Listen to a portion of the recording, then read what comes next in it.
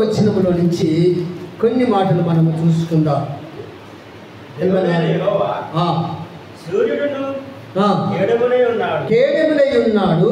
యెహోవా కృపయు ఘనతయు అనుగ్రహించును. యథార్థముగా ప్రవర్తించు వారికి ఆయన ఏ మేలు చేయక మానడు. దేవునికి స్తోత్రం కలుగుగాక. మూడవది ఏంటంట? యథార్థంగా ప్రవర్తించడం కావాలి. మూడవది ఏంటంట? యథార్థంగా ప్రవర్తించాలి, యథార్థత కలిగి ఉండాలి. ప్రతి ఒక్క సేవకునికి అయినా, విశ్వాసికైనా, క్రైస్తవుడికైనా, ఎవరైనా సరే దేవుని యేసు రక్తములో కడగబడిన ప్రతి ఒక్క క్రైస్తవుడు అవునంటే అవును, కాదంటే కాదు. యథార్థంగా జీవించడం కావాలి, యథార్థంగా బ్రతకటం కావాలి. మనం యథార్థంగా ఉంటున్నామా? పొద్దున లేస్తే ఎన్ని అబద్ధాలు మన నోటి నుంచి, ఎన్ని బూతులో అన్నీ వస్తూ ఉంటాయి. యథార్థంగా ఉండేవాడు ఎవరు?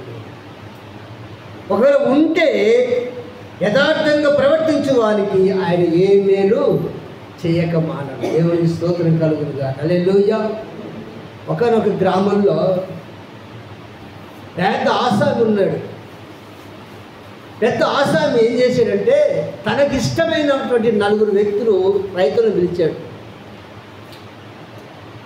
తనకిష్టమైనటువంటి 4 రైతులను పిలిచి అంటున్నాడు, రోహిణి కార్తె మృగశీల కార్తె వచ్చింది కదా, మీరు నారు పోసుకోవాల్సిన సమయం దగ్గర పడింది కాబట్టి ఇదిగో మనిషికి ఒక వడ్ల మూట ఇస్తున్నాను, మీరు తీసుకెళ్ళి నారు పోసుకొని నాటేసుకోండి, పంట పడిన తర్వాత వస్తాను, అప్పుడు నేను దాని విలువ తీసుకొని పోతానని చెప్పి అన్నాడు. అప్పటి వరకు నాకు డబ్బులు ఇవ్వని అవసరం లేదు, అప్పుడు ఇద్దరు కానీ మీరు తీసుకొని వెళ్ళండి అని చెప్పి అన్నాడు. అయితే మీరు సంతోషంగా ఈ 4 ఏం చేశారంటే 4 మూటలు వేసుకొని పోయారు. ఆ రాత్రి ఒడ్లు ఒకరోజు ఎండబోసారు, తర్వాత నానబోసారు, తర్వాత మన్నెగట్టారు, తర్వాత మొలక తీసి చల్లాలి.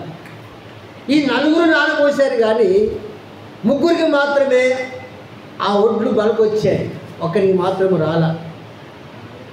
బాధపడుతున్నాడు.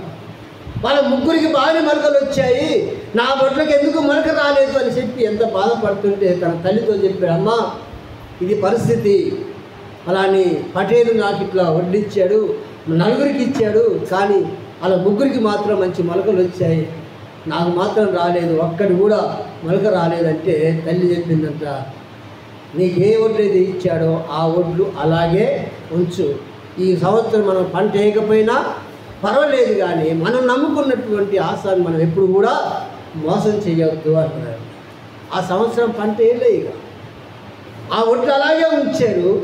పంటకాలం వచ్చింది, కోతలు కోసారు, మళ్ళీ పంటకాలం వచ్చిన తర్వాత ఆ రాజా వచ్చాడు, ఆ 4 పిలిచాడు, నేను మీకు ఇచ్చాను కదా దానికి పైకి ఇవ్వండి అంటే ఆ 3 తీసుకొని సంతోషంగా, అయ్యా మీరు ఇచ్చినటువంటి వడ్ల ద్వారా మేము బాగానే పండబండి అని చెప్పి సంతోషంగా పంపించారు.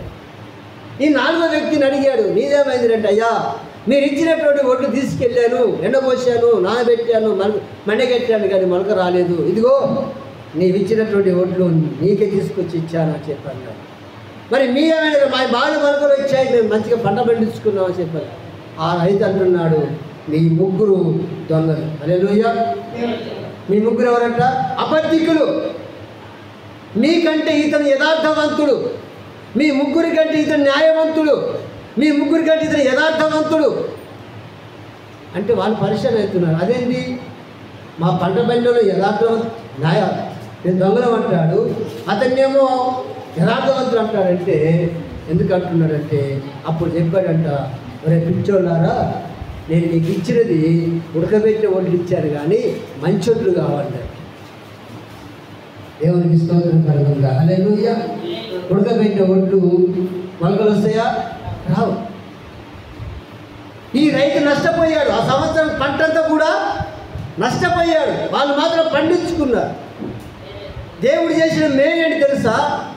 ఆ 3కి ఎంత పంట పండిందో, ఆ పంట అమ్మితే ఎంత ధనం వచ్చిందో అంతకు డబల్ ధనము ఈ వ్యక్తికి అతను కట్టించాడు. దేవునికి స్తోత్రం. హల్లెలూయా. వాళ్ళు అన్యాయం చేసి మోసం చేసి పండించారు. ఇతను యథార్థంగా పంట కూడా పండించుకోకుండా ఆ సంవత్సరం అంతా ఖాళీగా ఉన్నాడు. ఆ సంవత్సరం భూమి అంతా ఎండిపోయింది. దానికి ప్రతిఫలంగా ఏం చేశాడంట, వాళ్ళ ముగ్గురికి ఆ ఒడ్లు అమ్మితే ఎంత రేట్ అయితే వచ్చింది, ఎన్ని డబ్బులు అయితే వచ్చాయో, సపోజ్ ఒక 3 లక్షలు వచ్చాయి, ఇతనికి 6 లక్షల రూపాయలు ఆ ఆసాను కట్టి ఇచ్చాడు. యథార్థంగా ప్రవర్తించే వారికి దేవుడు ఎప్పుడు కూడా మేలు చేయక మానడు. హల్లెలూయా.